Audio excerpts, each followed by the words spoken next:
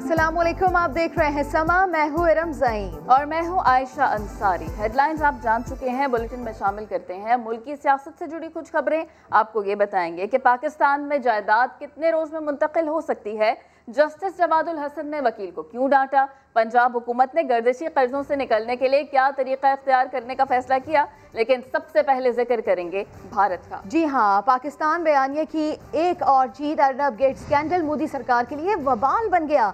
हुकूमत के मंजूर नजर एंकर गोस्वामी ने किस हैसियत में हसास कौमी राज अफशा किए। अपोजिशन बीजेपी सरकार पर बरस पड़ी। कांग्रेसी रहनुमा ने स्क्रीन पर चीखने चिल्लाने वाले सहाफी अर्नब को पागल करार देते हुए मामले की तहकीकात का मुतालबा कर दिया। जी हाँ, इस्लामाबाद से उस्मान खान की रिपोर्ट मुलाहिजा कीजिए।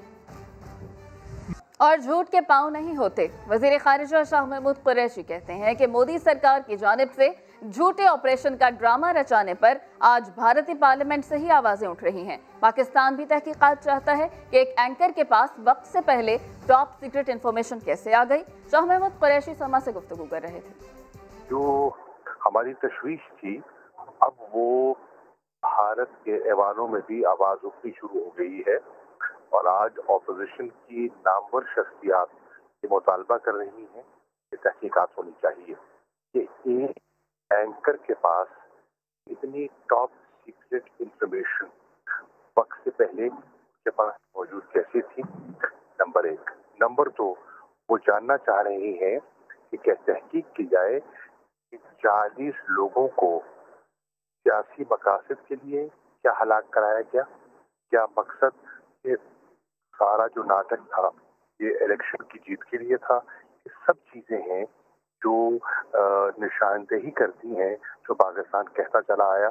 पाकिस्तान को बदनाम करने वाला एक और भारतीय फ्रॉड फोरम बेनकाब हो गया। भांडा फूटने पर नाम निहाद think tank South Asia Democratic Forum के बोर्ड मेंबरान एक एक करके मुस्ताफी हो गए। इस्लामाबाद से उस्मान खान रिपोर्ट करेंगे।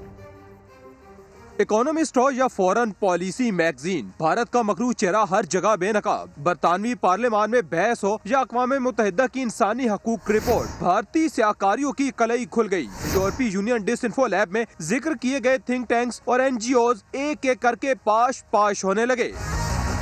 एक और नाम निहाद भारतीय फोरम का भी भांडा फूट गया। South Asia Democratic forum Hindustan के पाकिस्तान मुखालिफ प्रोपेगंडे का आला कार था। डिसइंफो लैब की रिपोर्ट आने के बाद इस थिंक टैंक के तमाम किरदार दुम दबाकर भागने लगे हैं। सेडफ के तमाम डायरेक्टर्स ने इस्तीफा दे दिया। अहम रुकन क्रिश्चियन फेयर भी शामिल। ये फोरम तवील अरसा दहशत गर्दी समेत 6 मुख्तलिफ अमूर में पाकिस्तान के खिलाफ सरगर्म रहा। फ्रॉड थिंक टैंक सेडफ 2011 में कायम किया गया। ब्रसेल्स में वाक़िह इस फोरम का ताल्लुक नरेंद्र मोदी से मुंसलिक श्रीवास्तव ग्रुप से है। ये फोरम अरसा दराज से पाकिस्तान को हदफ बनाने के लिए तनकीदी प्रोग्राम्स के इनेकाद के लिए लॉबिंग करता आ रहा है। आगे बढ़ते हुए आपको बताएं कि तामीराती शोबे में सरमायाकारी पर मजीद 6 माह ज़राए आमदन नहीं बताना पड़ेंगे। सदर मुमलिकत ने तामीराती शोबे के लिए तरमीमी ऑर्डिनेंस जारी कर दिया। इसी के ऊपर बात कर लेते हैं समा के नुमाइंदे शकील अहमद से। शकील, आगाह कीजिएगा इस बारे में मजीद। देखिए, इनकम टैक्स तरमीमी ऑर्डिनेंस 2021 जारी किया गया है। तामीराती शोबे के लिए टैक्स एमनेस्टी स्कीम में तोसी की गई है और इसका इतलाक 1 जनवरी 2021 से होगा। 31 दिसंबर को वज़ीर आज़म ने स्कीम में तोसी का ऐलान किया था और उसका बाकायदा ऑर्डिनेंस जारी कर दिया गया है। तामीराती शोबे में सरमायाकारी पर ज़राए आमदन नहीं बताना पड़ेंगे। बिल्डर्स और डेवलपर्स के लिए ज़राए आमदन बताने की छूट में 30 जून 2021 तक की तोसी की गई है 6 माह की। और प्रॉपर्टी की फरोख्त से हासिल होने वाली आमदन पर फिक्स टैक्स जो है उससे फायदा उठाने की डेडलाइन में भी 31 दिसंबर 2021 तक 1 साल की तोसी की गई है। और साथ साथ तामीराती मंसूबों की तकमील की जो आखिरी तारीख है उसमें 1 साल का इजाफा किया गया है। 30 सितंबर 2022 के बजाय 30 सितंबर 2023 तक मंसूबा मुकम्मल करना होगा और इसका इतलाक जो है वो नए और पुराने दोनों किस्म के मंसूबों पर होगा। जी, बहुत शुक्रिया शकील अहमद आपका। विरासत में हिस्सेदारों के तयन का झगड़ा खत्म, जाली दावेदार भी अब नहीं चलेंगे। इस्लामाबाद में ये सहूलत कैसे मिल सकेगी, जान लेते हैं जुल्करनैन इकबाल से। विरासत में हिस्सेदारों के तयन का झगड़ा और जाली दावेदारों का खेल खत्म। पाकिस्तान में पहली बार विरासती सर्टिफिकेट नादरा के जरिए मिलेंगे। सिर्फ 15 दिन में वारिसों का तयन होगा, पहले 8 साल तक लग जाते थे। विरासत के लिए मतवफ़ी की बेवा बच्चे अदालतों से नहीं नादरा से रुजू करेंगे। एक भाई कराची दूसरा इस्लामाबाद में है तो भी क्या मसला, अपने अपने शहर के किसी भी नादरा दफ्तर जाएं, बायोमेट्रिक तस्दीक कराएं। कोई वारिस बैरून मुल्क है तो सिफारत खाने पहुँच कर बायोमेट्रिक की तस्दीक कराना मुमकिन। जो फैमिली ट्री में मौजूद नहीं वो जायदाद में हिस्से का दावा भी नहीं कर सकेगा। किसी तनाज़े की सूरत में दावेदार सिविल कोर्ट से रुजू करेगा, वहाँ सबूत मांगे जाएंगे। ये बिल इस्लामाबाद में लागू हो चुका, दीगर शहरों में भी इस तरह के मंसूबे ज़ेर गौर हैं। कराची की एहतसाब अदालत में कौमी खजाने को 25 करोड़ रुपए का नुकसान पहुंचाने से मुतालिक रेफरेंस की समाअत। 2 साबिक सेक्रेटरी स्पेशल एजुकेशन समेत 8 मुल्जिमान पर फर्द जुर्म आयद। तमाम मुल्जिमान ने सेहत जुर्म से इनकार किया तो 2 साबिक सेक्रेटरी स्पेशल एजुकेशन समेत 8 मुल्जिमान पर फर्द जुर्म आयद कर दी गई है। साथ में आपको ये भी बताते चले कि ऐसे में कौमी खजाने को 25 करोड़ रुपए का नुकसान पहुंचाने का ये रेफरेंस मुल्जिमान ने सेहत जुर्म से इनकार किया और 20 फरवरी को नैब गवाहान भी तलब कर लिए गए हैं। सिंध में माफिया माजूर बच्चों के तालीम के फंड्स भी खा गया और ऐसे में कौमी ख़जाने को 25 करोड़ रुपए का नुकसान पहुंचाने का ये रेफरेंस 8 मुल्जिमान पर फर्द जुर्म आयद कर दी गई है। इसमें 2 साबिक सेक्रेटरी स्पेशल एजुकेशन भी शामिल है। मुल्जिमान ने सेहत जुर्म से इनकार किया है जबकि 20 फरवरी को नैब गवाहान को भी तलब कर लिया गया है। कराची की एहतसाब अदालत में कौमी ख़जाने को 25 करोड़ रुपए का नुकसान पहुंचाने से मुतालिक रेफरेंस की समाअत हुई।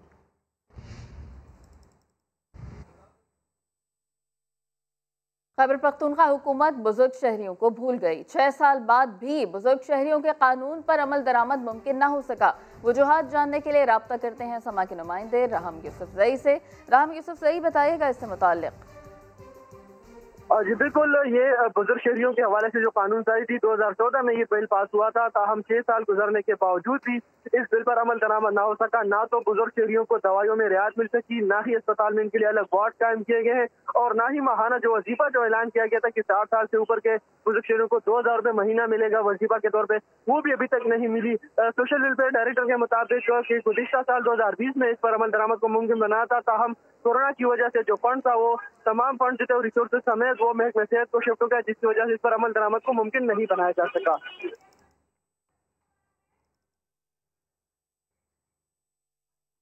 राहम यूसुफजई अपडेट कर रहे थे और अब आपको बताएं कि आवाम को बिजली का एक और बड़ा झटका। हुकूमत ने कीमत 1 रुपये 95 पैसे फी यूनिट महंगी करने का फैसला कर लिया। वज़ीर तवानाई उमर अयूब कहते हैं पिछली हुकूमत ने गलत मुआहदे किए, आज आवाम को भुगतना पड़ रहा है। वहाब कामरान रिपोर्ट करेंगे।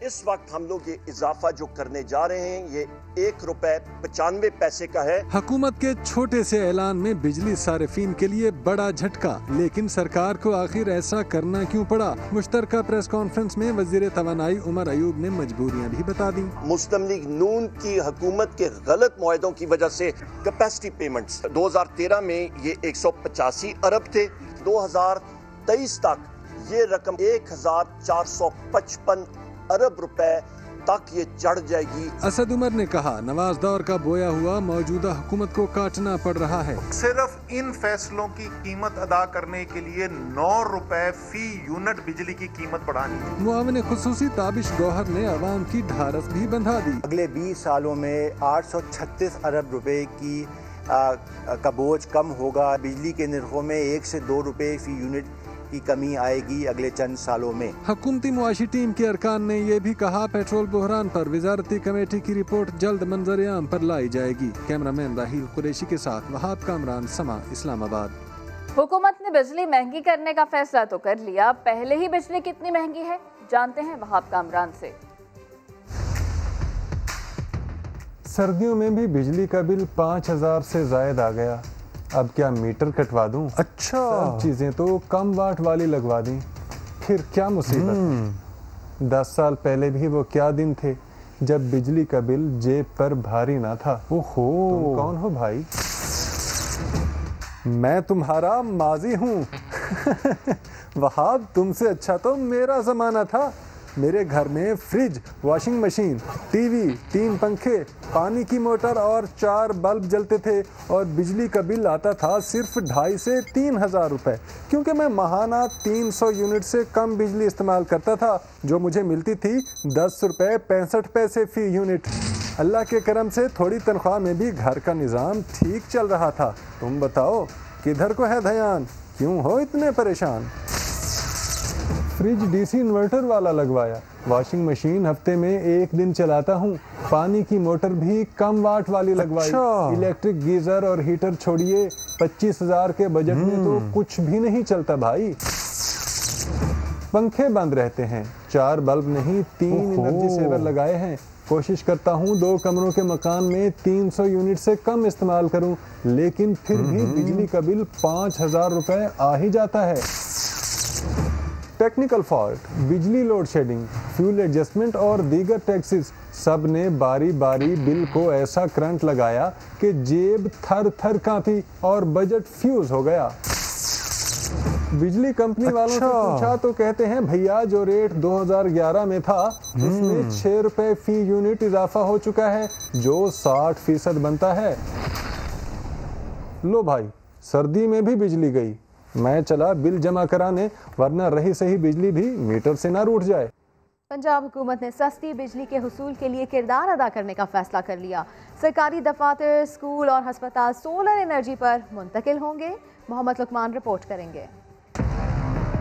बिजली कम तो नहीं, मगर महंगी इतनी के बिल अदा करना है महाल। सरकारी इदारों के लिए मुश्किलात बढ़ने लगी। पंजाब हुकूमत ने इसका हल निकाला है सोलर एनर्जी की सूरत में। 95,000 के करीब पब्लिक कनेक्शंस हैं, हम उनको फेजेस वाइज सोलर पे शिफ्ट करें ताकि वो ऑफ ग्रिड हो।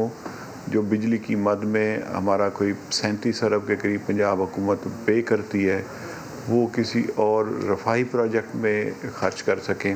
पंजाब हुकूमत ने नहरी निजाम को भी सस्ती बिजली की पैदावार के लिए इस्तेमाल करना शुरू कर दिया है। मुल्क में पैदा होने वाली 25,000 मेगावाट से ज्यादा बिजली का 60% हिस्सा पंजाब में इस्तेमाल होता है। सस्ती बिजली पैदा होने से पंजाब के 11 करोड़ अवाम को खासा रिलीफ मिलेगा। कैमरामैन मुनव्वर इस्लाम के साथ मोहम्मद लुकमान, समा, लाहौर।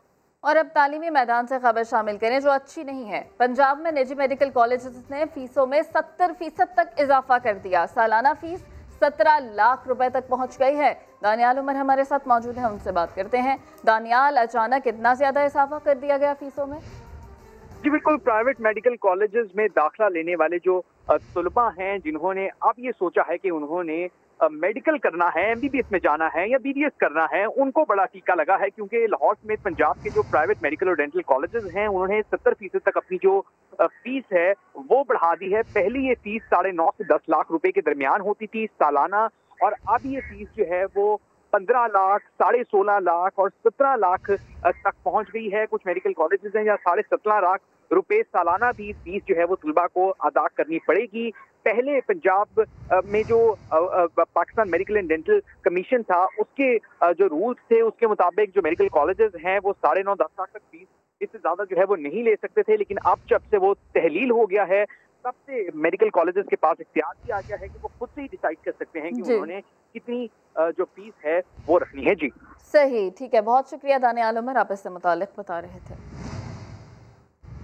लाहौर की एहतसाब अदालत में ख्वाजा आसिफ के खिलाफ आमदन से जायद असासों के केस की समाअत हुई। एहतसाब अदालत ने नैब की ख्वाजा आसिफ की जिस्मानी रिमांड की दरख्वास्त रद्द कर दी। ख्वाजा आसिफ को जुडिशल रिमांड पर जेल भेजने का हुक्म सामने आया है। बात कर लेते हैं शाहिद हुसैन से। शाहिद, बताइएगा इस बारे में। जी, आज नैब की जानिब से जो एलिगेशंस अदालत में पेश किए गए, उसमें ख्वाजा आसिफ के वकील का बुनियादी इख्तलाफ ये था कि उसमें कोई भी नई चीज नहीं है, और अगर नई चीज ना हो तो जिस्मानी रिमांड नहीं दिया जा सकता। ताहम नैब के जो वकील थे और जो नैब के तफ्तीशी थे, उनका ये कहना है कि ख्वाजा आसिफ की जो जिस UAE की कंपनी के अंदर वो काम करते थे, उसके CEO को 28 जनवरी के लिए तलब किया गया है, इसलिए उनको जिस्मानी रिमांड दिया जाए। क्योंकि अगर जिस्मानी रिमांड पर नहीं होंगे, जेल होंगे, तो उस सूरत में फिर अदालत से इजाजत लेके, कागजात लेके दोबारा जेल जाना पड़ेगा। जिसकी मुखालफत की थी ख्वाजा आसिफ के वकील ने कि सिर्फ इस बुनियाद के ऊपर जिस्मानी रिमांड नहीं हो सकता। दोनों फ्रीक के दलाइल सुनने के बाद अदालत ने फैसला महफूज किया था और अब से कुछ देर पहले फैसला सुना दिया है। जिस्मानी रिमांड की जो दरख्वास्त थी उसको मुस्तरद कर दिया है। जुडिशल रिमांड पर जेल भेजने का हुक्म है, कोर्ट लखपत जेल में उनको भेजा जाएगा और 4 फरवरी को दोबारा उन्हें अदालत में पेश होने की हिदायत की है। बहुत शुक्रिया शाहिद हुसैन आपका। एक और जुम्मा नून लीग के लिए एक और मुश्किल। पंजाब असेंबली में ओपोजिशन लीडर हमजा शहबाज को जेल से फौरी छुटकारा मिलने की उम्मीद अब दम तोड़ गई है। मनी लॉन्ड्रिंग केस में गिरफ्तार लीगी रहनुमा ने सुप्रीम कोर्ट में दायर दरखास्त जमानत वापस ले ली है। वज़ीर-ए-आज़म इमरान खान कहते हैं तहरीक इंसाफ ने कोई गैर मुल्की फंडिंग नहीं ली, ये काम अपोजिशन की बड़ी जमातें ही करती रही हैं। फॉरेन फंडिंग केस में हकीकत भी अपोजिशन जमातों की ही खुलेगी। इमरान खान ने पार्टी तर्जुमानों को अपोजिशन को टफ टाइम देने की हिदायत भी कर दी। गैर मुल्की फंडिंग अपोजिशन की बड़ी पार्टियां लेती रहीं। PTI ने ऐसा कोई काम नहीं किया। तहरीक इंसाफ हर फोरम पर अपना केस पेश कर चुकी। अब अपोजिशन जमातों की हकीकत कौम के सामने आएगी। वजीर आज़म ने पार्टी तर्जमानों और रहनुमाओं की बैठक में सब बता दिया। अपोजिशन को टफ टाइम देने की हिदायत। वजीर आज़म ने कहा, फॉरेन फंडिंग केस की ओपन समाअत की पेशकश भी कर चुका हूँ। ब्रॉडशीट पर तहकीकाती कमेटी भी बना दी है। हकाइक कौम के सामने लाएंगे। ये भी कहा कि माजी के हुक्मरानों ने दौलत बचाने के लिए NRO लिया, जिससे मुल्क को $20 मिलियन का नुकसान हुआ, लेकिन हमारी हुकूमत और इदारे उनके दबाव में आने वाले नहीं। कौम की लूटी हुई दौलत जरूर वापस लाई जाएगी। इजलास में ममनुआ फंडिंग केसेस, ब्रॉडशीट और बिजली के मामले पर ब्रीफिंग में बताया गया कि माजी के मुआहदे और महंगे प्लांट से बिजली महंगी हो रही है। 42% महंगी बिजली बनाने का खमियाजा आज अवाम को भुगतना पड़ रहा है। शाहिद खाकान अब्बासी ने वजीर आज़म के बयान पर रद्द अमल दिया है। वो कहते हैं कि इलेक्शन कमीशन से कह चुके हैं कि फॉरेन फंडिंग केस अवाम के सामने लाया जाए। इलेक्शन कमीशन बाइख्तियार है। समाअत ओपन करने के लिए हुकूमत से पूछने की जरूरत नहीं है। 6 साल से फैसला नहीं हो सका कि फैसला करना इलेक्शन कमीशन की जिम्मेदारी है। ये कहा है शाहिद खाकान अब्बासी ने, जिन्होंने ये भी कहा कि वजीर आज़म इलेक्शन कमीशन को लिख कर भेज दें। ये खुली समाअत पर एतराज नहीं है। ब्रॉडशीट मामले की तहकीकात के लिए तरीक़ेकार वज़ा कर दिए गए। कमेटी का ऐलान भी कर दिया जाएगा। वफाकी वज़ीर फवाद चौधरी कहते हैं 2020 तो छोड़ ही दे, सन 2000 में शरीफ फैमिली की $100 मिलियन से ज़ायद की जायदादें थी। वो प्रोग्राम नया दिन में गुफ्तगू कर रहे थे। ब्रॉडशीट के मामले के ऊपर TORs भी फाइनल हो गई हैं। उसकी जो कमेटी है वो भी अनाउंस हो जाएगी। जो शरीफों के पैसे आइडेंटिफाई उन्होंने किए और बाकी लोगों के पैसे आइडेंटिफाई किए। $100 मिलियन की जायदाद तो शरीफों की 2000 में है UK में, और शहबाज शरीफ साहब $7.34 मिलियन यानी $74,50,000 2000 में दे रहे हैं नैब को, जो बाद में फवाद चौधरी वापस करवा रहा है। अब आप अंदाजा लगाइए कि इनके पास कितना बड़ा पैसा था। 2000। बाबर अवान कहते हैं कि अपोजिशन चाहती है इलेक्शन कमीशन का मामला रुका रहे और मीडिया ट्रायल होता रहे। मुशीर पार्लिमानी अमूर ने फॉरेन फंडिंग केस में इलेक्शन कमीशन से पार्टी सरबराहान को तलब करने का मुतालबा कर दिया। मीडिया से गुफ्तगू में उन्होंने मजीद क्या कहा, आपको सुनाते हैं। उनको दिलवाएं जो ये चाहते हैं कि ये रुक रहे और इसके ऊपर मीडिया ट्रायल होता रहे। प्राइम मिनिस्टर ने जब कह दिया मुल्क के, तो पाकिस्तान, हुकूमत पाकिस्तान तहरीक इंसाफ का मौक़िफ़ आ गया। एक दूसरा ये है कि मैं तो ये तवक्को कर रहा था कि आप ये कहेंगे कि कब नून लीग अपने हिसाब को पेश कर रही है। मौलाना सवाल से क्यों डरता है, और जो बाकी सियासी जमातें हैं वो क्यों नहीं अपना हिसाब देती। हमारे पास जो भी फंड्स के ज़राए थे, जो नाम थे, वो सारे हम दे चुके हैं। तो इस केस का कभी फैसला होना है ना। जब भी फैसला हो, हम ये चाहते हैं कि पार्टी के सरबराहान को वहाँ बुलाया जाए, और ज़ाहिर है नवाज शरीफ को आना पड़ेगा ना, पार्टी के सरबराह वही है। कराची में स्टेडियम रोड की बंदिश की वजह से आज भी यूनिवर्सिटी रोड पर ट्रैफिक का दबाव बढ़ चुका है। इस वक्त वहाँ पर सूरत हाल क्या है? हसन स्क्वायर पर मौजूद है समा के नुमाइंदे खुर्शीद आलम, उनसे बात करते हैं। खुर्शीद आलम, बताइएगा कितना रश देख रहे हैं आप यहाँ पर? बिल्कुल, ट्रैफिक बहुत है और बेपनाह है, और कराची के शहरियों को, ख़ास तौर पर उन लोगों को जो यूनिवर्सिटी रोड इस्तेमाल करते हैं, 30 जनवरी तक इस तरह के सूरत हाल से दो चार रहना पड़ेगा, क्योंकि स्टेडियम रोड की बंदिश की वजह से लियाकताबाद से आने वाला ट्रैफिक सरशाह मोहम्मद सुलेमान रोड पहुंचने के बाद फ्लाईओवर से हसन स्क्वायर की तरफ उतरेगा और फिर उसका रुख होगा पुरानी सब्जी मंडी की जानिब। इसी तरह सफूरा से आने वाला ट्रैफिक, नीपा चौरंगी से आने वाला ट्रैफिक जो हसन स्क्वायर से गुजर कर आगे जाता है, उसको भी यहीं पर फंसना पड़ेगा, क्योंकि स्टेडियम रोड की तरफ जो मुड़ने वाले लोग थे उनको अब आगे जाकर मुतबादिल रास्ता अख्तियार करना पड़ेगा।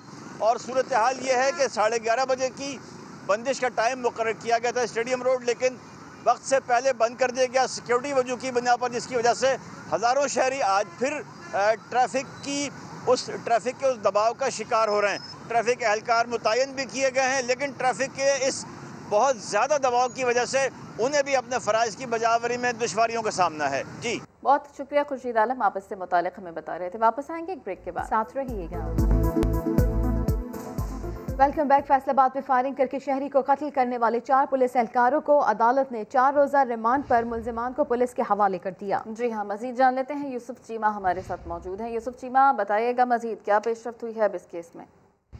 देखिए, बिल्कुल चारों मुल्जिमान को डिजकोट थाने की जरम से जो है यहाँ पर इलाका मजिस्ट्रेट के पास पेश किया गया है, जहाँ पर तफ्तीशी जो है सरफराज अहमद उसकी जानब से 14 रोज़ा जिस्मानी रिमांड की इस्तदा की गई थी। ताहम अदालत ने उनको 4 रोज़ा जिस्मानी रिमांड पर मुल्जिमान को पुलिस के हवाले कर दिया। इस हवाले से हमारी जब तफ्तीशी से बात हुई है तो उनका यही कहना था कि बिल्कुल ये मुल्जिमान की गोली से ही वकास जो है उसकी मौत हुई है, और इस हवाले से हम लोग तफ्तीश कर रहे हैं। तो हम मुल्जिमान से जब समा ने खुसूसी बात की है उसके अंदर वो लोग यही कह रहे हैं कि मुल्जिम हमारे पहुंचने से पहले जख्मी था, जिसको हम लोग अस्पताल लेकर गए हैं, जहाँ पर वो जांबर नहीं हो सका है।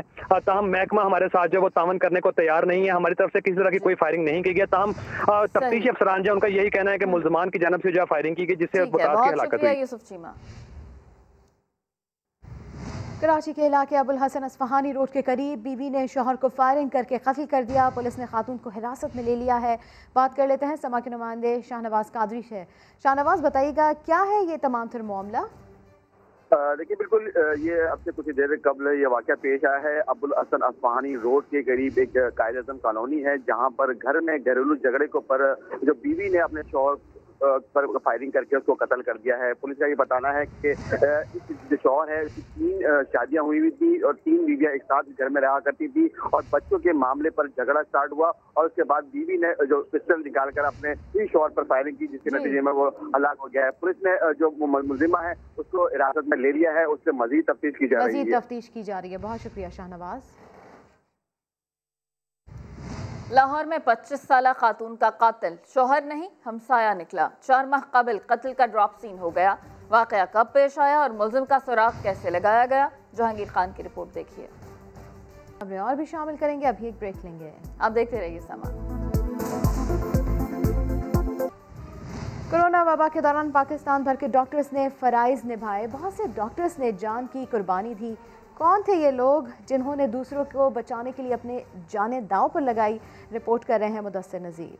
बहुत ज़्यादा मैं शाह को मिस करता हूँ, जैसे मुझसे कोई चीज़ कम हो गई मेरे पास।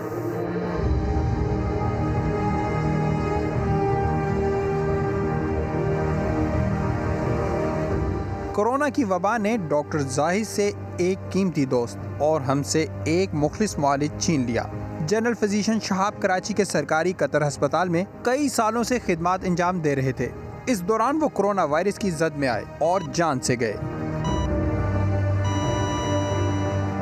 पाकिस्तान में मजमूई तौर पर 173 डॉक्टर्स और 30 पैरामेडिकल स्टाफ मेंबर्स और एक मेडिकल तालिब इल्म कोरोना वबा में जान बहक हुए। तो हमारे बड़े बड़े प्रोफेसर्स, जो ये एक्सपीरियंस का लॉस हुआ है, जो एक जानी लॉस है, नहीं, ये हम कभी भी अदा नहीं कर सकते। PMA के सदर डॉक्टर कैसर शिकवा करते हैं कि डॉक्टरों के कोरोना से बचाव का कोई खातिर खा इंतजाम नहीं किया गया। ये बात हो रही है कि सबसे पहले जो हेल्थ केयर वर्कर्स हैं उनको वैक्सीन लगाया जाएगा, तो अभी तक तो मैं समझता हूँ कि कहीं काम नहीं हो रहा है। कोरोना वबा के खिलाफ फ्रंट लाइन डॉक्टर्स मुनासिब हिफाजती इक़दामात का मुतालबा कर रहे हैं। हम खुशनसीब हैं, हमारे डॉक्टर्स न सिर्फ अपने काम में माहिर हैं बल्कि इंसान दोस्त भी हैं। हुकूमत इनकी हिफाजत करे क्योंकि इनकी हिफाजत कौम की हिफाजत है। कैमरामैन कासिम रईस के साथ मुदस्सिर नज़ीर, समा, कराची। पाकिस्तान क्रिकेट टीम का दूसरा ट्रेनिंग सेशन कराची के नेशनल स्टेडियम में जारी है। बैटिंग, बॉलिंग और फिटनेस ट्रेनिंग के साथ शाहीन स्लिप पर कैचेस की भरपूर प्रैक्टिस कर रहे हैं। शोएब जट से तफसीलात जानते हैं। शोएब, दौरे न्यूजीलैंड में फील्डर्स ने बहुत कैचेस ड्रॉप किए थे, क्या इसीलिए आज कैचेस पर ज्यादा फोकस किया जा रहा है? बिल्कुल ऐसा ही है। पाकिस्तान क्रिकेट टीम का टेस्ट स्क्वाड जो है वो नेशनल स्टेडियम में ट्रेनिंग कर रहा है। यहाँ पे पहले फिजिकल ट्रेनिंग हुई और अब जो है वो नेट सेशंस इस टाइम जारी हैं। आज की अहम बात ये थी कि पाकिस्तान टीम ने क्योंकि उनको टेस्ट में बहुत ज़्यादा स्लिप पे कैचेस छूटने का जो है वो मसला दरपेश आता है, तो आज जमकर जो है वो स्लिप के फील्डर्स को ट्रेनिंग करवाई गई, प्रैक्टिस करवाई गई, कैचेस प्रैक्टिस करवाई गई। तो उसमें मिसबाहुल हक जो है वो हेड कोच खुद उनको कैचिंग प्रैक्टिस करवा रहे थे, बाबर आजम थे, थे, अजहर अली थे, फवाद आलम थे और आबिद अली थे। ये 4 फील्डर्स जो है वो हमें स्लिप में कैचिंग प्रैक्टिस करते हुए दिखाई दिए गए। तो नेशनल स्टेडियम कराची में पाकिस्तान का स्क्वाड जो है, बॉलर्स जो हैं वो खूब जान लगा रहे हैं। फील्डिंग सेशंस जो है उसमें भी सबने जोर लगाया। बैट्समैन जो हैं वो मुकम्मल जो है वो बारियां ले रहे हैं ताकि कोई कसर ना रह जाए। दूसरी जानिब अगर हम जनूबी अफ्रीका की टीम की बात करें तो वो भी आराम से नहीं बैठी, बल्कि कराची जिमखाना में इंट्रा स्क्वाड मैच जो है वो आज भी खेल रहे हैं। 13 साल बाद प्रोटीज जो है वो पाकिस्तान के खिलाफ होम ग्राउंड पे पाकिस्तान के आके खेलते हुए एक्शन में दिखाई देंगे। शोएब जान अपडेट कर रहे थे और अब आपको बताएं कि सतह समंदर से 8,500 फीट बुलंदी पर वाक़े जिला घांचे में इस वक्त सर्दी का राज है। जी हाँ, लेकिन नौजवान खुद को मसरूफ रखने के लिए वहाँ वॉलीबॉल खेल रहे हैं। मजीद जान लेते हैं जुल्फ़िकार सिद्दीकी से। जी जुल्फ़िकार।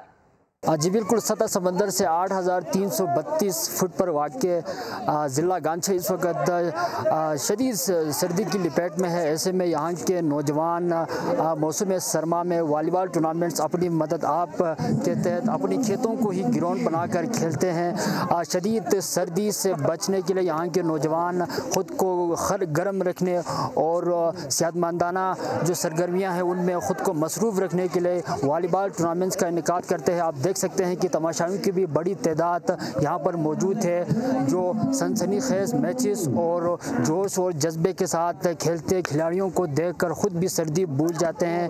अगर हुकूमत और ज़िली इंतज़ामिया इसमें थोड़ा ताउन करे तो ये टूर्नामेंट और भी अच्छे तरीके और अच्छे इंतजाम से हो सकते हैं। जी जुल्फ़िकार सिद्दीकी ने हमें इससे मुतालिक बताया। एक ब्रेक के बाद आपसे मिलेंगे हेडलाइंस के साथ। देखते रहिए समा।